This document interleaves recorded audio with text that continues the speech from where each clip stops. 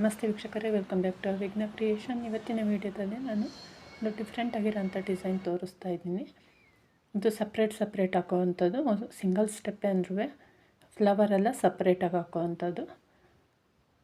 ನೋಡಿ, ಇಲ್ಲಿ ಸ್ಟಾರ್ಟಿಂಗಲ್ಲಿ ನೀವು ಒಂದು ಸಿಂಗಲ್ ಕ್ರೋಶ ಮಾಡಿಕೊಂಡು ಒಂದು 2 ಚೈನ್ ಹಾಕ್ಕೊಳ್ಳಿ. 2 ಚೈನ್ ಹಾಕ್ಕೊಂಡು ಎಲ್ಲಿಗೆ ಬರುತ್ತೋ ಅಲ್ಲಿಗೆ ಲಾಕ್ ಮಾಡ್ಕೊಳ್ಳಿ. ನಾನು ಆಲ್ರೆಡಿ ಒಂದು ಸ್ವಲ್ಪ ಡಿಸೈನ್ಸ್ ಕಂಪ್ಲೀಟ್ ಮಾಡಿದ್ದೀನಿ, ನಿಮಗೆ ಈಗ ತೋರಿಸ್ತಾ ಇದ್ದೀನಿ. ಮತ್ತು 2 ಚೈನ್, ಒಂದು ಸಿಂಗಲ್ ಕ್ರೋಶೆ. ಇದು ನಾವು ಈಗ ಆಗ್ತಾ ಇರೋದು ಗ್ಯಾಪಿಗೋಸ್ಕರ. ನಿಮಗೆ ಗ್ಯಾಪ್ ಎಷ್ಟು ಬೇಕು ಅಂತ ನೋಡಿಕೊಂಡು ಈ ಚೈನ್ನ ವೇರಿಯೇಷನ್ ಮಾಡ್ಕೊಳ್ಳಿ. ನಾನಿಲ್ಲಿ 2 ಚೈನ್ನ 3 ಟೈಮ್ಸ್ ಆಯಿತು. 2 ಚೈನ್ ಗ್ಯಾಪು 3 ಟೈಮ್ಸ್ ಆಯಿತು. ಈಗ ನೋಡಿ, ದಾರ ಮೇಲೆ ಮಾಡ್ಕೊಳ್ಳೋಣ. ದಾರ ಮೇಲೆ ಮಾಡಿಕೊಂಡು ಬೀಡ್ ಹಾಕ್ಕೊಳ್ಳೋಣ. ಗ್ಯಾಪ್ ಜಾಸ್ತಿ ಅನ್ನಿಸ್ತು ನಿಮಗೆ ಅಂದರೆ 2 ಚೈನ್ನ 2 ಟೈಮ್ಸ್ ಹಾಕ್ಕೊಳ್ಳಿ. ಇಲ್ಲ ಇದನ್ನು ಬೀಡನ್ನು ಸ್ಕಿಪ್ ಮಾಡ್ಬೋದು. ನೀವು ಯಾವ ರೀತಿ ಬೇಕು ನಿಮಗೆ, ನಿಮ್ಮ ಕ್ರಿಯೇಟಿವಿಟಿಗೆ ತಕ್ಕಂಗೆ ಮಾಡ್ಕೊಳ್ಳಿ.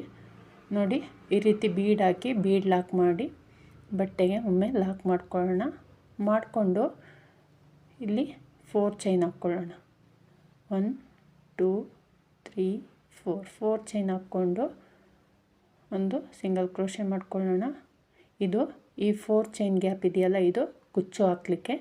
ಕುಚ್ಚು ಬೇಡ ಅನ್ನೋರು ನೀವು ಸ್ಕಿಪ್ ಮಾಡೋದಾದರೆ ಹಾಗೆ ಬರೀ ಚೈನ್ ಗ್ಯಾಪ್ ಹಾಕ್ಕೊಂಡು ಒಂದು 5 ಟೈಮ್ಸ್ ಹಾಕ್ಕೋಬೋದು. 2 ಚೈನ್ ಗ್ಯಾಪ 3 ಟೈಮ್ಸ್ ಹಾಕ್ಕೋಬೋದು, 4 ಟೈಮ್ಸು 5 ಟೈಮ್ಸು ನಿಮ್ಮ ಗ್ಯಾಪ್ ಎಷ್ಟು ಬೇಕು ನೋಡಿಕೊಂಡು ಹಾಕ್ಕೊಳ್ಳಿ.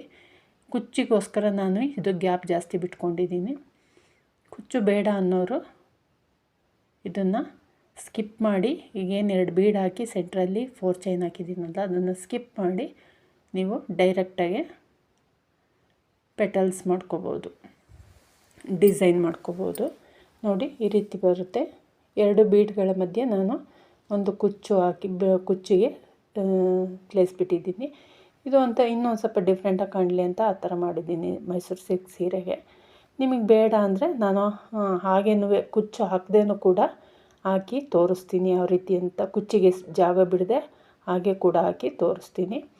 ಬೀಡ್ ಹಾಕಾದ್ಮೇಲೆ 2 ಚೈನ್ ಗ್ಯಾಪನ್ನು 3 ಟೈಮ್ಸ್ ಹಾಕ್ಕೊಳ್ಳೋಣ. ಇದು ಜಸ್ಟ್ ಗ್ಯಾಪಿಗೋಸ್ಕರ ಮತ್ತೆ ಹೇಳ್ತಾ ಇದ್ದೀನಿ, ಯಾಕೆಂದರೆ ನಿಮಗೆ ಕನ್ಫ್ಯೂಸ್ ಆಗೋದು ಬೇಡ. ಇದು ಗ್ಯಾಪಿಗೋಸ್ಕರ. ನಿಮ್ಗೆ ಗ್ಯಾಪ್ ಎಷ್ಟು ಬೇಕು ಒಂದು ಡಿಸೈನಿಂದ ಮತ್ತೊಂದು ಡಿಸೈನ್ಗೆ ಅಷ್ಟನ್ನು ಮಾತ್ರ ಬಿಟ್ಕೊಳ್ಳಿ. ನೋಡಿ, ಈ ರೀತಿ ಹಾಕಿದ್ದೀನಿ. ಇದು ಗ್ಯಾಪ್ ಜಾಸ್ತಿ ಆಯಿತು, ತುಂಬ ವರ್ಕ್ ಬೇಡ ಅಂದಿದ್ದಕ್ಕೆ ಈ ರೀತಿ ಹಾಕಿದ್ದೀನಿ. ನಿಮಗೆ ಗ್ಯಾಪ್ ಬೇಡ ಅನ್ನೋರು ಹತ್ರನೇ ಹಾಕ್ಕೋಬೋದು. ಒಂದು 2 ಚೈನ್ನ 5 ಟೈಮ್ಸ್ ಹಾಕ್ಕೊಂಡು ಕಂಪ್ಲೀಟ್ ಮಾಡ್ಕೋಬೋದು. ನೋಡಿ, ಈಗ ನೀಡಲ್ ಮೇಲೆ 2 ಸಲ ದಾರ ಸುತ್ತಕೊಂಡು ಒಂದು 3 ಚೈನ್ನಷ್ಟು ಗ್ಯಾಪಲ್ಲಿ ಒಂದು ಟ್ರಿಪಲ್ ಕ್ರೋಶೆ ಮಾಡ್ಕೊಳ್ಳೋಣ. 2 ಚೈನು 3 ಟೈಮ್ಸ್ ಆದಮೇಲೆ ನೀಡಲ್ ಮೇಲೆ 2 ಸಲ ದಾರ ಸುತ್ತಕೊಳ್ಳಿ.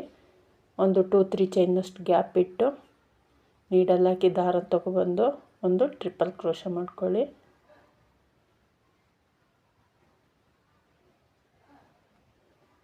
ಈಗ ಇಲ್ಲಿಂದ 4 ಚೈನ್ ಹಾಕ್ಕೊಳ್ಳೋಣ. 1 2 3 4 ಚೈನ್ ಹಾಕ್ಕೊಂಡು ಇಲ್ಲಿ ಕೂಡ ನೀಡಲ್ ಮೇಲೆ 2 ಸಲ ದಾರ ಸುತ್ತಕೊಂಡು ನಾವೇನು ಟ್ರಿಪಲ್ ಕ್ರೋಶೆ ಕಂಬ ಮಾಡಿದ್ವಲ್ಲ, ಆ ಕಂಬದ ಗ್ಯಾಪಲ್ಲಿ ನೀಡಲ್ ಹಾಕಿ ದಾರ ತೊಗೊಬಂದು ಮತ್ತೆ ಒಂದು ಟ್ರಿಪಲ್ ಕ್ರೋಶೆ ಕಂಬ ಮಾಡ್ಕೊಳ್ಳೋಣ. ನೋಡಿ, ಈ ರೀತಿ ಆಗುತ್ತೆ. ಇಲ್ಲಿಂದ ಮತ್ತೆ 4 ಚೈನ್ 4 ಅಥವಾ 5 ಚೈನ್ ಹಾಕ್ಕೊಳ್ಳಿ. 5 ಚೈನ್ ಹಾಕ್ಕೊಂಡು 4 ಚೈನ್ ಹಾಕ್ಕೊಂಡು ಆ ಟ್ರಿಪಲ್ ಕ್ರೋಶೆ ಕಂಬದೊಳಗಡೆ ಒಂದು ಸಿಂಗಲ್ ಕ್ರೋಶೆ ಮಾಡ್ಕೊಳ್ಳಿ. ಪೀಕ್ ಕಟ್ ಥರ ಆಗುತ್ತೆ. ಮತ್ತು ನೆಕ್ಸ್ಟು ಸಿಂಗಲ್ ಕ್ರೋಶೆ ಮಾಡಿಕೊಂಡು ಅದನ್ನು ಕಂಪ್ಲೀಟ್ ಮಾಡ್ಕೊಳ್ಳೋಣ. ಟ್ರಿಪಲ್ ಕ್ರೋಶೆಗೆ ಒಂದು 4 ಅಥವಾ 5 ಸಿಂಗಲ್ ಕ್ರೋಶೆ ಬರುತ್ತೆ, ಹಾಕ್ಕೊಂಡು ಕಂಪ್ಲೀಟ್ ಮಾಡ್ಕೊಳ್ಳೋಣ.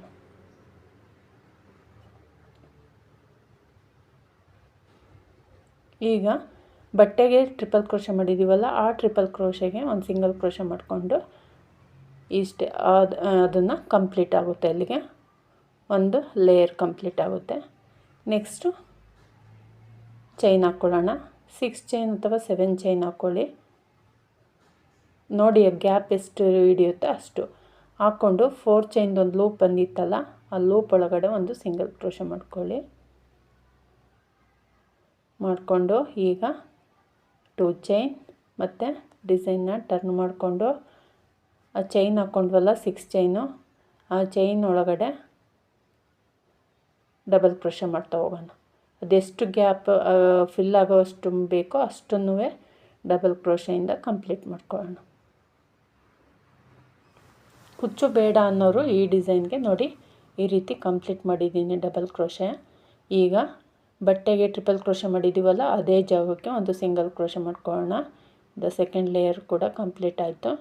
ಈಗ ಮತ್ತೆ ಚೈನ್ 3 4 5 6 7 8 9 ಚೈನ್ ಹಾಕ್ಕೊಂಡಿದ್ದೀನಿ. ನಿಮ್ಗೆ ಇಲ್ಲಿ ಚೈನು ನೀವು ಸ್ಟಾರ್ಟಿಂಗಲ್ಲಿ ಏನು ಟ್ರಿಪಲ್ ಕ್ರೋಶೆ ಮಾಡ್ಕೊಳ್ತೀರಲ್ಲ ಆ ಗ್ಯಾಪ್ ಮೇಲೆ ಅದು ಎಷ್ಟು ಲೆಂತಿಯಾಗಿರುತ್ತೆ ಅನ್ನೋದ್ರ ಮೇಲೆ ಈ ಚೈನ್ಸು ಚೇಂಜ್ ಆಗ್ತಾ ಹೋಗುತ್ತೆ. 9 ಚೈನ್ ಹಾಕ್ಕೊಂಡು ಸ್ಟಾರ್ಟಿಂಗಲ್ಲಿ 2 ಚೈನ್ ಹಾಕಿದ್ವಲ್ಲ ಡಬಲ್ ಕ್ರೋಶೆ ಮಾಡೋದಕ್ಕಿಂತ ಮುಂಚೆ ಸೆಕೆಂಡ್ ಲೇಯರಲ್ಲಿ ಅಲ್ಲಿಗೆ ಒಂದು ಸಿಂಗಲ್ ಕ್ರೋಶೆ ಮಾಡ್ಕೊಳ್ಳೋಣ. ಮತ್ತು 5 ಚೈನ್ ಹಾಕ್ಕೊಂಡು 9 ಚೈನ್ ಹಾಕಿದ್ದೀವಲ್ಲ ಅದಕ್ಕೆ ಒಂದು ಸಿಂಗಲ್ ಕ್ರೋಶೆ ಮಾಡ್ಕೊಳ್ಳೋಣ. ಅರ್ಥ ಆಗಿದೆ ಅಂದ್ಕೊಂಡಿದ್ದೀನಿ ವೀಕ್ಷಕರೇ. ಅರ್ಥ ಆಗಿಲ್ಲ ಅಂದರೆ ಇನ್ನೊಂದ್ಸಲ ರಿಪೀಟ್ ಮಾಡ್ಕೊಳ್ಳಿ. ಈಗ ಆ 9 ಚೈನ್ ಕಂಪ್ಲೀಟ್ ಆಗೋ ತನಕ ಸಿಂಗಲ್ ಕ್ರೋಶೆ ಮಾಡಿ ತೋರಿಸ್ತಾ ಇದ್ದೀನಿ ನೋಡಿ. ನಾನು ಈ ರೀತಿ ಸಿಂಗಲ್ ಕ್ರೋಶೆ ಮಾಡ್ಕೊಂಡಾದಮೇಲೆ ಲಾಸ್ಟಿಗೆ ಟ್ರಿಪಲ್ ಕ್ರೋಶೆಗೆ ಒಂದು ಸಿಂಗಲ್ ಕ್ರೋಶೆ ಮಾಡಿದರೆ ಒಂದು ಪೆಟಲ್ಲು ಕಂಪ್ಲೀಟ್ ಆಯಿತು. ಈಗ 4 ಅಥವಾ 5 ಚೈನ್ ಹಾಕ್ಕೊಳ್ಳಿ. ಇಲ್ಲಿ 5 ಚೈನ್ ಹಾಕ್ಕೊಂಡು ಅದೇ ಲೂಪ್ಗೆ ಟ್ರಿಪಲ್ ಕ್ರೋಶೆ ಕಂಬಕ್ಕೆ ಒಂದು ಸಿಂಗಲ್ ಕ್ರೋಶೆ ಮಾಡ್ಕೊಳ್ಳಿ. ಇದು ನೆಕ್ಸ್ಟು ಫ್ಲವರ್ ಮಾಡ್ತೀವಲ್ಲ ಅದಕ್ಕೆ ಲೂಪು. ಈಗ ನೀವು ಬೇಕು ಅಂದರೆ ಒಂದು ಸಿಂಗಲ್ ಕ್ರೋಶೆ ಮಾಡ್ಕೊಳ್ಳಿ, ಇಲ್ಲ ಹಾಗೆ ಕಂಟಿನ್ಯೂ ಮಾಡ್ಕೋಬೋದು. ಸಿಂಗಲ್ ಕ್ರೋಶೆ ಮಾಡಿಕೊಂಡು ನೆಕ್ಸ್ಟು 2 ಚೈನ್ ಹಾಕ್ಕೊಂಡು ಕಂಟಿನ್ಯೂ ಮಾಡಬೇಕು. ಇದೇ ರೀತಿ ನೋಡಿ ಈ ರೀತಿ ಬರುತ್ತೆ. ನಾನು ಒಂದು 2-3 ಪೆಟಲ್ ಇದು ಲೀಫ್ ಥರ ಇರುತ್ತೆ ಇದು ಡಿಸೈನು ಕಂಪ್ಲೀಟ್ ಮಾಡಿದ್ದೀನಿ ನೋಡಿ. ಈ ರೀತಿ ಬಂದಿದೆ.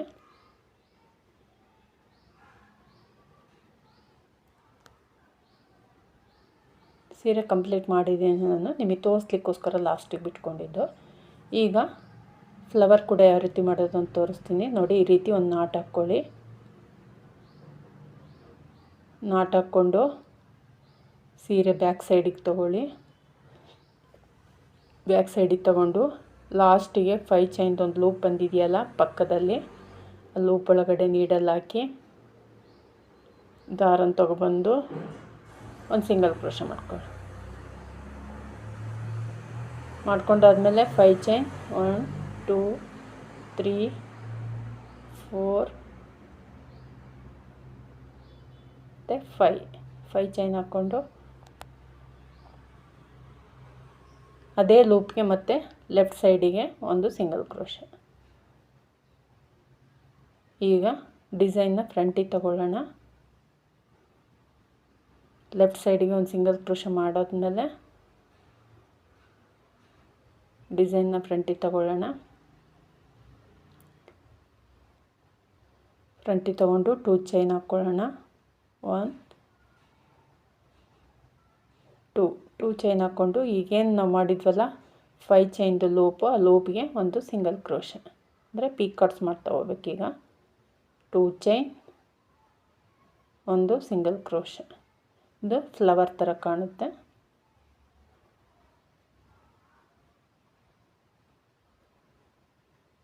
ಮತ್ತು 2 ಚೈನ್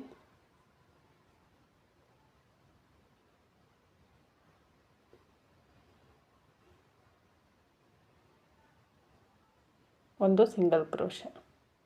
ಅದೇನು 5 ಚೈನ್ದು ಲೂಪ್ ಇದೆಯಲ್ಲ ಅದು ಕಂಪ್ಲೀಟಾಗಿ ಫಿಲ್ ಆಗಬೇಕು. ಅಲ್ಲಿ ತನಕ ಲೂಕು ಕೂಡ ನಾವು ಇದೇ ರೀತಿ ಮಾಡ್ಕೋಬೇಕು. 2 chain single crochet 2 chain single crochet. ಅದನ್ನು ನಾವು ಹಿಂಗೆ ಇಂದು ಕೇಳಿದ್ರೆ ಅದು ಒತ್ತಾಗಿ ಕೂತ್ಕೊಳ್ಳುತ್ತೆ. ಅವಾಗ ನಮಗಿನ್ನೂ ಥ್ರೆಡ್ ಉಳ್ಕೊಳ್ಳುತ್ತೆ. ಅದನ್ನು ಕೂಡ ಕಂಪ್ಲೀಟ್ ಮಾಡ್ಕೋಬೇಕು. ಒಂದು 5 ಅಥವಾ 6 ಪೀಕಾಟ್ಸ್ ಬರುತ್ತೆ ಈ ರೀತಿ.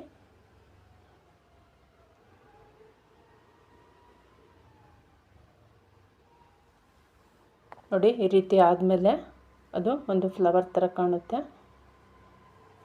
2 ಚೈನ್, ಒಂದು ಸಿಂಗಲ್ ಕ್ರೋಶೆ ಆದಮೇಲೆ ನಾವು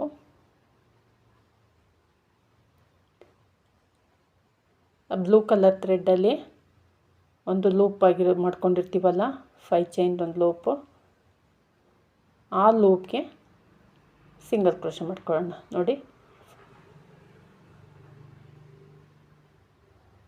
ಅಲ್ಲಿಗೆ ಫ್ಲವರ್ನ ಒಂದು ಸ್ಟೆಪ್ ಕಂಪ್ಲೀಟ್ ಆಗೋದಂಗೆ.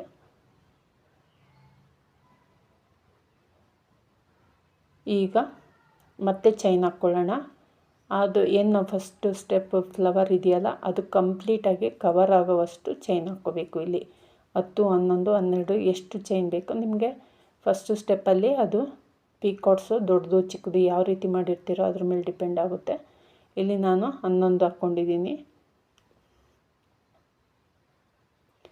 ನೀವು ಹೀಗೆ ಹಿಡಿದು ನೋಡಿದರೆ ಗೊತ್ತಾಗುತ್ತೆ ನಿಮಗೆ. ಅದ್ರ ಸುತ್ತ ಅದು ಥ್ರೆಡ್ ಬರಬೇಕು, ಲೈನು ಚೈನ್ ಲೈನ್ ಬರಬೇಕು. ಈಗ ಬ್ಯಾಕ್ ಸೈಡ್ ತಿರುಗಿಸ್ಕೊಂಡು ಅದೇನು ಬ್ಲೂ ಕಲರು ಚೈನ್ ಇತ್ತಲ್ಲ ಲೂಪು, ಆ ಲೂಪ್ಗೆ ಒಂದು ಸಿಂಗಲ್ ಕ್ರೋಶೆ ಮಾಡ್ಕೊಳ್ಳಿ.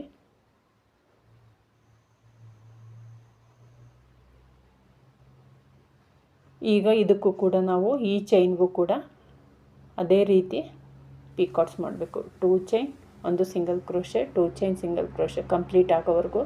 ನೋಡಿ ಇದಕ್ಕೆ ಈ ಚೈನ್ ಗ್ಯಾಪ್ಗೆ ನಾವು ಕಂಪ್ಲೀಟ್ ಆಗೋವರೆಗೂ ಅದೇ ರೀತಿ ಪೀಕಾಟ್ಸ್ ಮಾಡಬೇಕು. 2 ಚೈನ್, ಒಂದು ಸಿಂಗಲ್ ಕ್ರೋಶೆ. ಅಲ್ಲಿಗೆ ಫಸ್ಟ್ ಸ್ಟೆಪ್ದು ಫ್ಲವರ್ ಇದೆಯಲ್ಲ ಅದ್ರ ಮೇಲೆ ಇದು ಕೂತ್ಕೊಳ್ಳುತ್ತೆ.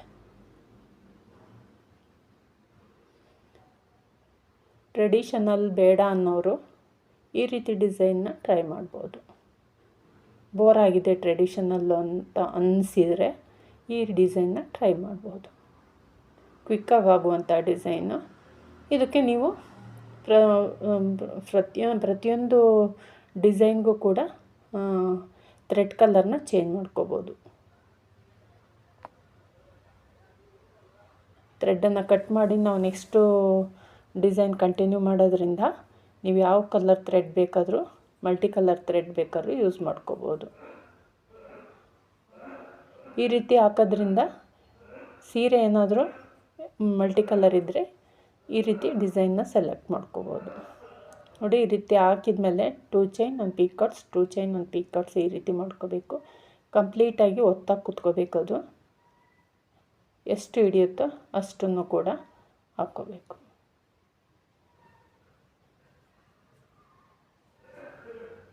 ಈ ರೀತಿ ಹಾಕಿ ನಾವು ಫಸ್ಟ್ ಪೆಟಲ್ ಫ್ಲವರ್ದು ಫಸ್ಟ್ ಸ್ಟೆಪ್ ಏನು ಮಾಡಿದ್ವು ಅದೇ ರೀತಿ ಸೇಮ್ ಅದೇ ರೀತಿ ಕಂಟಿನ್ಯೂ ಮಾಡಬೇಕು.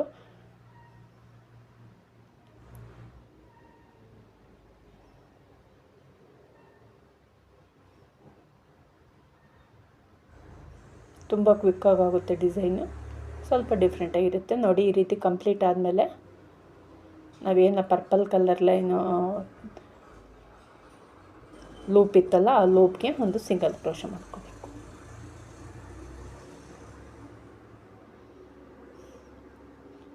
ಈಗ ಡಿಸೈನ್ ಕಂಪ್ಲೀಟ್ ಆಯಿತು. ನೋಡಿ ಈ ರೀತಿ ಫ್ಲವರ್ ಥರ ಬರುತ್ತೆ ಡಿಸೈನು. ಅಂದರೆ ಒಂದು ಲೀಫು, ಒಂದು ಫ್ಲವರು ಈ ರೀತಿ ಬರುತ್ತೆ ಡಿಸೈನು. ಈಗ ನಾವು ಬೇಕು ಅಂದರೆ ಒಂದು ಸಿಂಗಲ್ ಕ್ರೋಶೆ ಮಾಡ್ಕೋಬೋದು. ಬೇಡ ಅಂದರೆ ಅಷ್ಟಕ್ಕೆ 2 ಚೈನ್, ಒಂದು ಚೈನ್ ಹಾಕ್ಕೊಂಡು ಥ್ರೆಡನ್ನು ಎಂಡ್ ಮಾಡ್ಕೊಳ್ಳೋಣ. ಅಲ್ಲಿಗೆ ಒಂದು ಡಿಸೈನ್ ಕಂಪ್ಲೀಟ್ ಆಗುತ್ತೆ. ನೋಡಿ ಈ ರೀತಿ ಥ್ರೆಡ್ ಎಂಡ್ ಮಾಡಿಕೊಂಡು ಕಂಪ್ಲೀಟ್ ಆದಮೇಲೆ ಈ ರೀತಿ ಕಾಣುತ್ತೆ. ನೋಡಿ ಒಂದು ಲೀಫು, ಒಂದು ಫ್ಲವರು, ಡಿಫ್ರೆಂಟಾಗಿರೋಂಥ ಡಿಸೈನು. ಈಗ ನಾವು ಎಕ್ಸ್ಟ್ರಾ ಥ್ರೆಡ್ ಇದೆಯಲ್ಲ ಆ ಥ್ರೆಡ್ಡನ್ನು ಬ್ಯಾಕ್ ಸೈಡ್ಗೆ ಒಂಚೂರು ಗಮ್ ಹಾಕಿ ಅಂಟಿಸ್ಕೊಳ್ಳೋಣ. ಬ್ಯಾಕ್ ಸೈಡ್ಗೆ ಕಾಣಲ್ಲ ಅದು.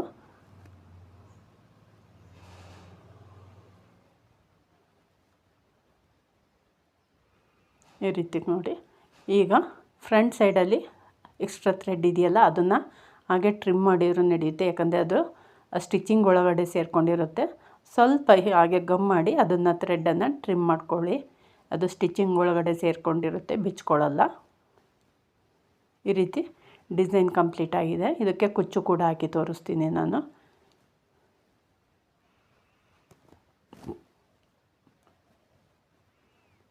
ನೋಡಿ ಕಂಪ್ಲೀಟ್ ಆದಮೇಲೆ ಈ ರೀತಿ ಕಾಣುತ್ತೆ. 2 ಬೀಡ್ಗಳ ಮಧ್ಯೆ ಬೀಡ್ ಹಾಕಿದ್ದೀವಲ್ಲ, ಬೀಡ್ನ ಮಧ್ಯೆ 4 ಚೈನ್ ಗ್ಯಾಪ್ಗೆ ಕುಚ್ಚು ಹಾಕಿದ ಮೇಲೆ ಈ ರೀತಿ ಕಾಣುತ್ತೆ.